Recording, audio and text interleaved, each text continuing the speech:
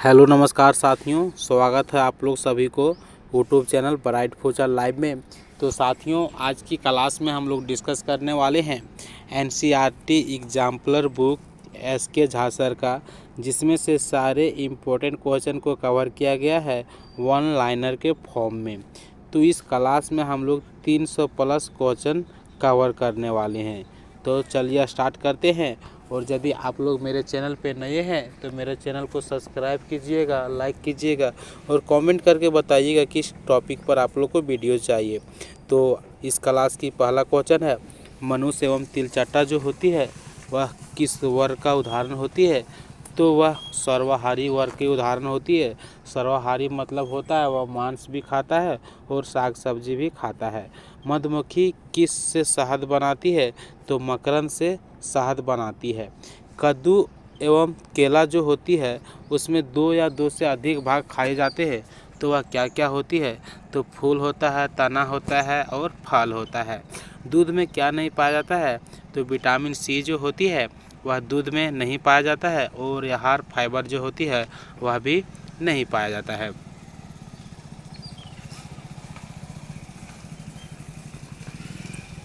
अगला क्वेश्चन है, ऊर्जा देने वाले खाद्य पदार्थ कौन सी होती है?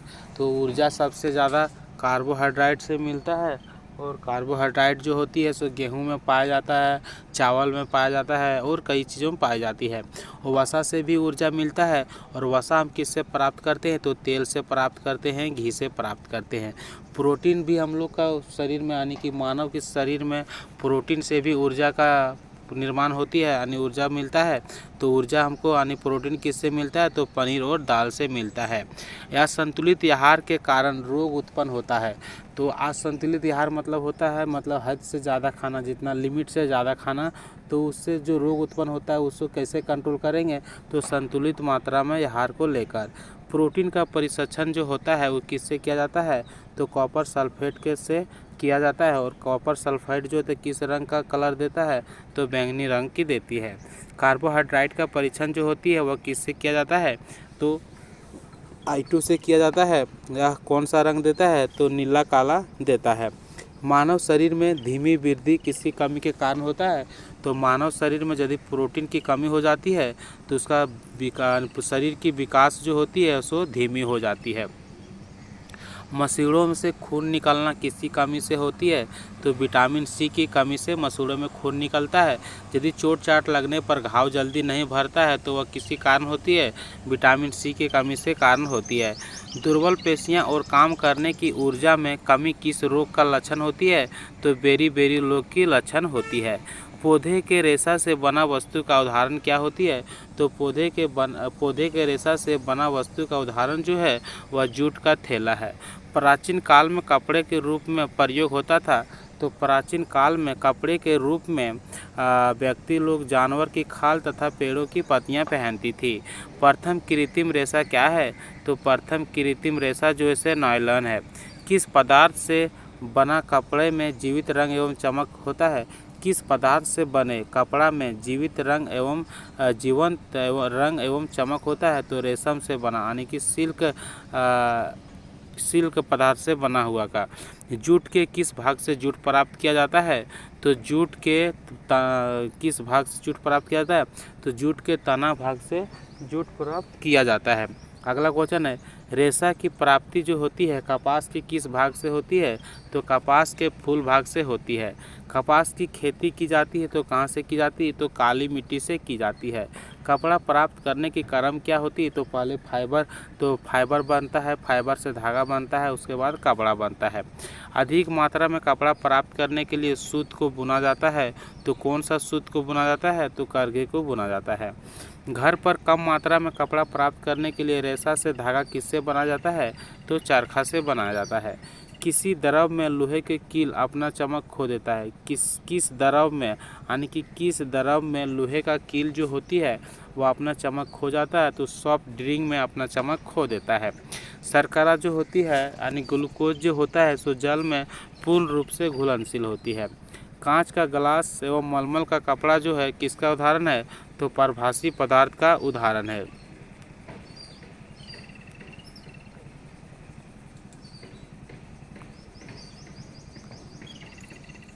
सेफ्टी पिन बना होता है। तो सेफ्टी पिन किससे बना होता है? तो स्टील एवं प्लास्टिक से बना होता है।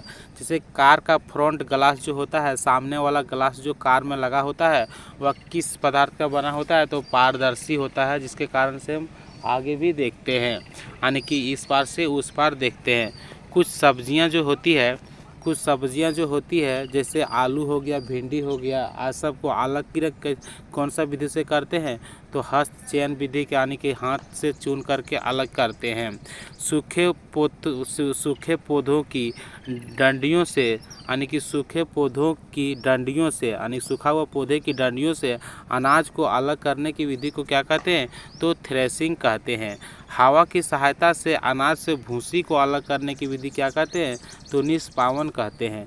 मिश्रण के तली में बैठे पदार्थ को, यानी कि कुछ भी मिश्रण है उसका तला भाग में बैठा हुआ पदार्थ को अलग करते हैं, तो वह विधि जो से क्या कहलाती है?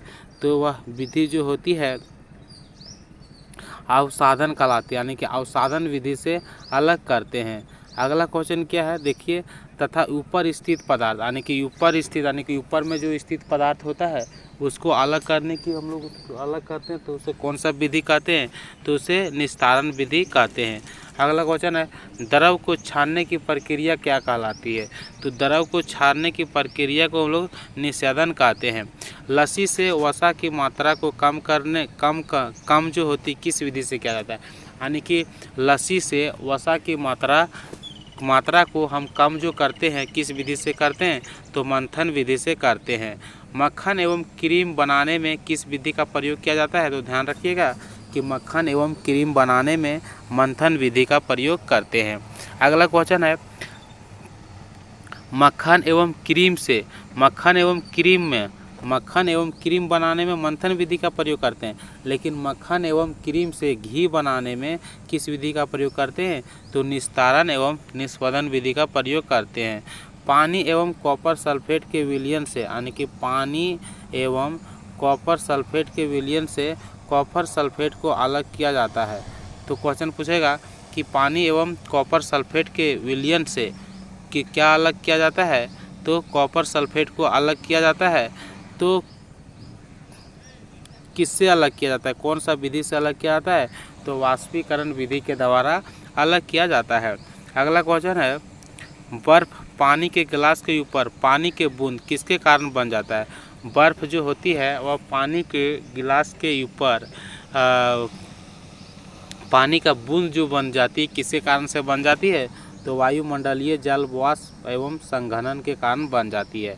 बोतल के अंदर तली के, यानी कि बोतल के अंदर तली के पानी के बोतल के अंदर ऊपरी भाग, बोतल के अंदर तली के पानी के बोतल के अंदर ऊपरी भाग में बूंद के रूप में बनना किसका उदाहरण है?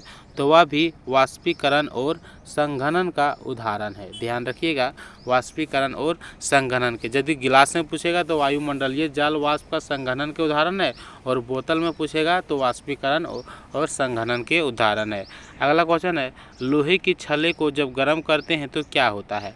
तो लोहे की छल्ले को जब हम लोग गर्म करते हैं तो होता क्या है कि वलय जो से पहले फैल जाता है और फिर जो होता है वह अपना आकार में धीरे धीरे आ जाता है। अब देखते हैं मोमबत्ती का जलना किसका उदाहरण है? तो मोमबत्ती का जलना रासायनिक परिवर्तन का उदाहरण है। परिवर्तन जो होती है इसे दो प्रकार की होती है, एक होता है रासायनिक परिवर्तन और एक होता है भौतिक परिवर्तन। भौतिक में होता है कि खोया हुआ चीज़ को यानी कि वापस कर सकते हैं। जैसे पानी से यदि बर्फ़ बनता है, यदि पानी से बर्फ़ बनाते हैं तो बर्फ़ से हम लोग पानी भी बना सकते हैं, लेकिन दूध यदि दही में बन जाता है तो दही से हम लोग दूध नहीं बना सकते हैं। तो जो बना सकते हैं वह हो जाएगा भौतिक परिवर्तन, और जैसे दूध से दही बन गया, दही खट्टा हो जाता है, फिर हम दही से दूध नहीं बना सकते हैं, तो वो हो गया हमारा रासायनिक परिवर्तन। ध्यान रखिएगा। अब मोमबत्ती के जलते समय कौन सा उदाहरण है? यदि क्वेश्चन पूछेगा कि मोमबत्ती का जलना कौन सा उदाहरण है, तो मोमबत्ती का जलना रासायनिक परिवर्तन का उदाहरण है, लेकिन जलते समय कौन सा उदाहरण है? तो भौतिक एवं रासायनिक दोनों उदाहरण है। ध्यान रखिएगा।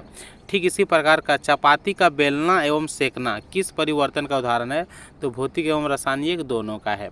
समांतरण विन्यास वाले पत्ती के पौधा का जड़ जो होता है वह कैसा होता है? तो रेशेदार होता है। जलीदार विन्यास वाले पत्ती का जड़ जो होता है वह मूसला होता है। अब देखते हैं कमज़ोर तना जो सीधा खड़ा नहीं हो सकता है वह क्या कहलाता है? तो वह लता कहलाता है। प्रकाश संश्लेषण तना का प्राथमिक कार्य नहीं है, यह कार्य जो है सो पत्ती का है। तो पूछेगा कि प्रकाश संश्लेषण किसका कार्य है? यानी कि पत्ती का कार्य है। पत्ती जो होती है उसी से प्रकाश संश्लेषण होता है। अब पत्तिका का प्रमुख भाग एवं उसका कार्य समझते हैं। पर्व मतलब वृत्त जो है वह पत्ती को तने से जोड़ता है।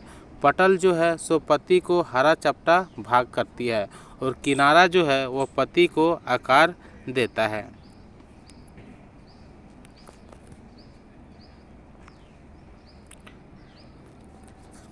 फूल के मादा भाग का निर्माण होता है तो किसमें होता है? कलंक में होता है, अंडाशय में होता है और शैली में होता है। शरीर के कौन सा अंग चलने फिरने में मदद करता है? तो शरीर के हड्डियां तथा मांसपेशियां अंग चलने फिरने में मदद करता है।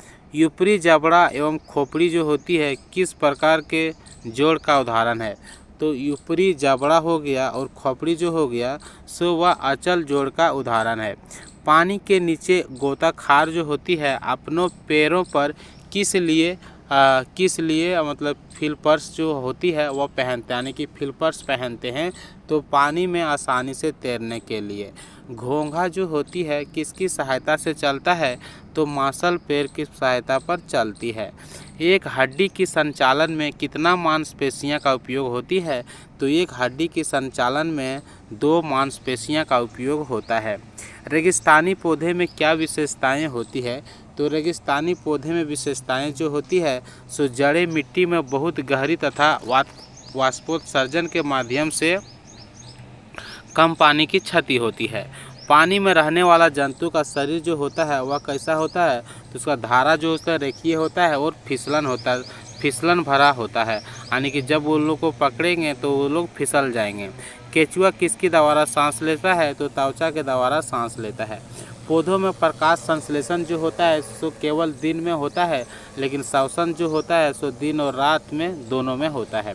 उत्सर्जन में अपशिष्ट का त्याग होता है, यह प्रक्रिया क्या कहलाती है? तो पौधे एवं जंतुओं में, यानी कि उत्सर्जन में अपशिष्टों का त्याग होता है, यह प्रक्रिया होता है तो किसमें होती है? तो पौधों तथा जंतु दोनों में उत्सर्जन जो होती है सो दोनों में होती है। तो ऑप्शन जो होगा यानी कि इसका आंसर जो होता है पौधों एवं जंतु दोनों में। जैविक घटक क्या किसे कहते हैं? जिसमें जीवन होता है उसी को हम लोग जैविक घटक कहते हैं। जीवों की संख्या में संतुलन का प्रमुख कारण क्या है? तो जीवों की संख्या में संतुलन का प्रमुख कारण जो है वह प्रजनन है। रेगिस्तानी जीवों में होता है तो रेगिस्तानी जीवों में क्या होता है? बहुत पतला एवं कम मात्रा में मूत्र होता है, यानी कि जो रेगिस्तान जीव में होती है उसमें पतला एवं उसमें मल जो होता है सो उसका शुष्क होता है, यानी कि सूखा होता है और कम मात्रा में उन लोग का मूत्र बनता है और बहुत पतला बनता है। समय अंतराल व्यक्त नहीं किया जाता है स्कूल में पहले घंटी का समय द्वारा। समय अंतराल व्यक्त नहीं किया जाता है तो स्कूल में पहली घंटी के समय द्वारा। परावर्तन की घटना किस दर्पण में होती है? तो सभी प्रकार के दर्पण में परावर्तन का घटना होता है। पिन होल कैमरा में प्रतिबिंब जो बनता है वह कैसा बनता है? तो वास्तविक, उल्टा एवं पार्श्व बनता है। तो वास्तविक बनता है और उल्टा बनता है। और पार्श्व मतलब क्या होता है? तो पार्श्व मतलब होता है, यहाँ पे समझते हैं, जैसे कि बोलते हैं पार्श्व मतलब राइट लेफ्ट, उसी को हम लोग पार्श्व कहते हैं।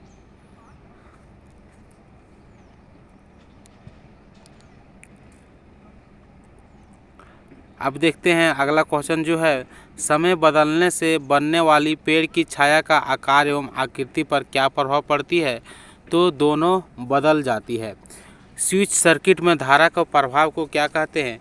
तो स्विच सर्किट में धारा के प्रभाव को तोड़ता है। स्विच जो होती है सो सर्किट में धारा के प्रभाव को तोड़ता है, जोड़ता है। यानी कि क्वेश्चन पूछ सकता है कि स्विच सर्किट में धारा की प्रभाव जो होती है वह क्या करती है? तो दोनों करता है, यानी जोड़ भी देता है और तोड़ भी देता है। अगला जो क्वेश्चन है, बिजली के बल्ब में प्रकाश किसके चमकने के कारण उत्पन्न होता है? तो पतला फिलामेंट जो होती है उसके चमकने के कारण उत्पन्न होती है। फिलामेंट होता है तो धातु का पतला तार का बना होता है। चुम्बक में समान ध्रुव जो होता है एक दूसरे को विकर्षित करता है तथा विपरीत ध्रुव को एक दूसरे को आकर्षित करता है। आकर्षित मतलब होता है अपने ओर खींचना, विकर्षित मतलब होता है मतलब अपने ओर से दूसरे ओर अलग करना।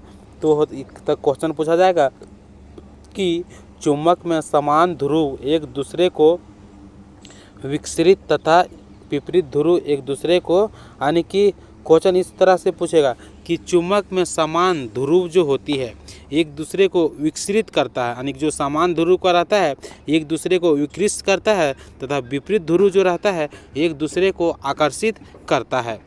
जो चुम्बक जितना अधिक प्रबल होगा उस पर लोहा के कण चिपकेगा। तो क्वेश्चन पूछा जाएगा कि जो चुम्बक जितना अधिक प्रबल होगा उस पर लोहा का कण उतना ही अधिक चिपकेगा। अगला क्वेश्चन है, स्वतंत्र लटका हुआ चुम्बक सदैव एक निश्चित दिशा में विराम में आ जाता है। एक सदैव निश्चित दिशा में विराम में आ जाता है जो होता है। तो एक स्वतंत्र लटका हुआ चुम्बक जो होता है वह हमेशा उत्तर से दक्षिण दिशा में होती है। पुस्तक के एक पृष्ठ को बनाने में पानी की कितनी मात्रा आवश्यक है? पुस्तक के एक पृष्ठ को बनाने में पानी की कितना मात्रा आवश्यक? 2 गिलास की मात्रा आवश्यक है। नल में पानी कहाँ से आता है? तो नल में पानी जो है नदी, झील, कुआं से आता है। पौधा बिंदु जो होती है स्राव में अतिरिक्त पानी का त्याग करता है, जबकि वाष्पोत्सर्जन में क्वेश्चन पूछा जाएगा कि पौधा बिंदु स्राव में अतिरिक्त पानी का त्याग करता है जबकि वाष्पोत्सर्जन में त्याग करता है जल वाष्प का। तो क्वेश्चन पूछेगा कि वाष्पोत्सर्जन में क्या त्याग करता है? तो जल वाष्प का त्याग करता है, लेकिन पौधे जो होती है बिंदु स्राव में अतिरिक्त पानी का त्याग करता है, लेकिन वाष्पोत्सर्जन में जल वाष्प का त्याग होता है। बादल का उदाहरण है, तो बादल उदाहरण है जैसे कि हवा में तैरती पानी की छोटी छोटी बूंदें। हवा में तैरती पानी की छोटी छोटी बूंदें जो है वह क्या है? वह बादल का उदाहरण है। अब हम लोग बढ़ते हैं अगला क्वेश्चन की ओर, और अगला क्वेश्चन है स्क्रीन पर आप देख चुके हैं।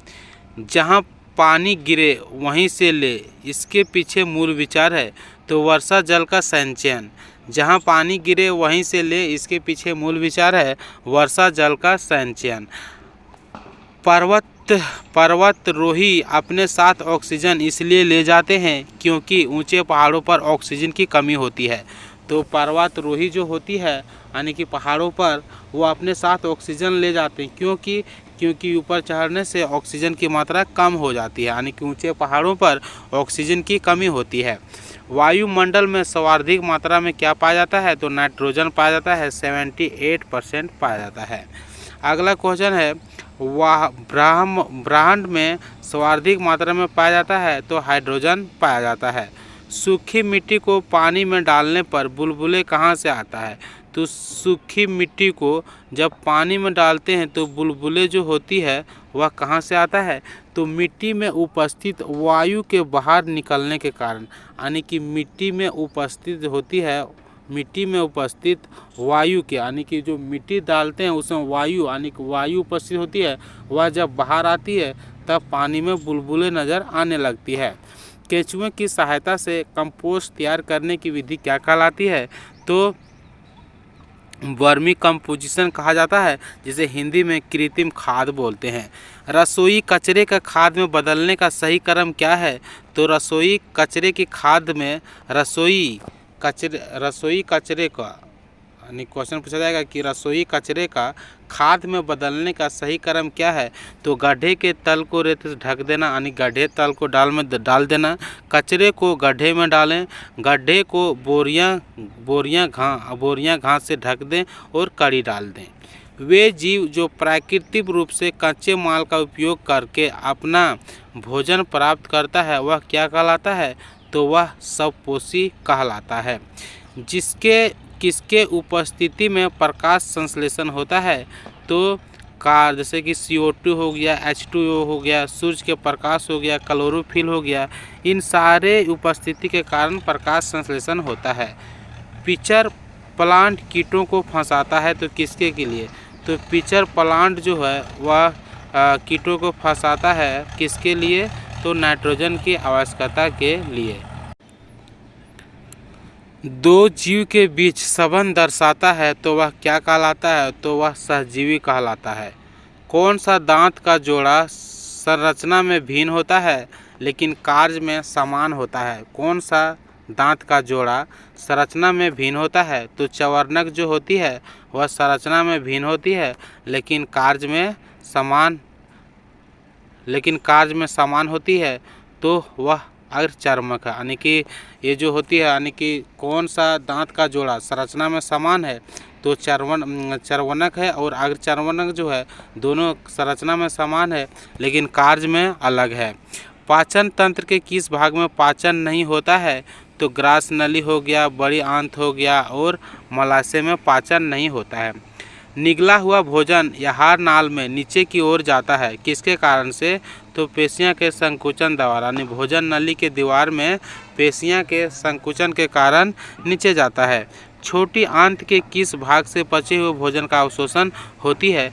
तो छोटी आंत के विली भाग से पचे हुए भोजन का अवशोषण होती है। अमीबा में बनावटी पेड़ का कार्य क्या है। तो भोजन और संचालन दोनों है। जुगाली करने वाले पशुओं में पोषण की प्रक्रिया का सही क्रम क्या है। तो सबसे पहले जो जुगाली करते हैं, जैसे कि गाय भैंस ये सब हो गया, जुगाली करता है, यानी कि जिस समय उसको चराने जाता है पहले वो सब अंदर डाल लेता है, उसके बाद वो जिस समय जुगाली करता है मतलब वही वो भोजन उस समय खाता है। तो इसका अर्थ होता है कि जुगाली करने वाले पशुओं में पोषण का प्रक्रिया का सही क्रम क्या है। तो पहले निगलना होता है, फिर आंशिक रूप से पाचन होता है, आंशिक पाचन, निगलना और आंशिक पाचन। उसके बाद क्या करता है, जुगाली होता है, निगल तो जाता है लेकिन वहाँ पे आंशिक पाचन होता है, पाचन नहीं होता है। फिर बाद उस क्या करते हैं, जुगाली करते हैं, जिसके बाद पूर्ण पाचन होता है। उसके बाद क्या करते थे, उसके बाद पूर्ण पाचन होता है। मानव शरीर में किसका पाचन नहीं होता है। तो मानव शरीर में सेलुलोज का पाचन नहीं होता है। रेशम का रेशा प्राप्त होता है, तो कोकून से प्राप्त होता है। चयनात्मक प्रजनन की एक प्रक्रिया है जिसमें होता क्या है। तो चयनात्मक जो होती है उसमें चयन करता है, तो वांछित गुणों वाले माता पिता का चयन करना। पौधा से प्राप्त रेशा सेलुलोज का स्रोत है, तो जानवर से प्राप्त रेशा उनका किसका स्रोत है। तो पौधे से प्राप्त रेशा जो होती है सो सेलुलोज का स्रोत होती है। तो जानवर से प्राप्त रेशा ऊन जो होती है वह प्रोटीन का स्रोत होती है। अम्ल का जल में विलयन बनाने का सही तरीका क्या है। तो अम्ल का जल में विलयन बनाने का सही तरीका है पानी में एसिड, ना कि एसिड में पानी, यानी कि पानी में एसिड को डालो, पानी की मात्रा ज़्यादा डालो, एसिड की मात्रा कम डालो, ना कि एसिड का मात्रा ज़्यादा डालो, पानी की मात्रा कम डालो। तो ये इसका सही तरीका होती है।